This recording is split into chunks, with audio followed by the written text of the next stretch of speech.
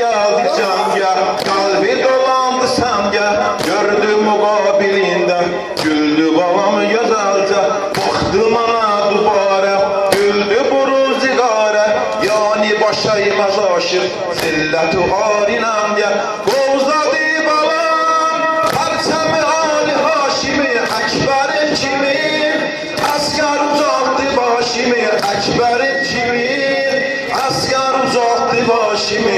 Allah Allah, Allah Allah, Allah Allah, Allah Allah, Allah Allah, Allah Allah, Allah Allah. Məhrəm-i razim Allah, məndən əvazim Allah. Oldu əlimdə pər-pər, qonçeyi nazim Allah. Məhrəm-i razim Allah, məndən əvazim Allah. Oldu əlimdə pər-pər, qonçeyi nazim Allah. Südə mərbalam, qanə batıb yaralidir, sən qəbul et. Fatimənin maralıdır, sən qəbul et. Fatimənin maralıdır, Allah Allah, Allah Allah, Allah Allah, Allah Allah. Məhrəm-i razim Allah, məndən əvazim Allah.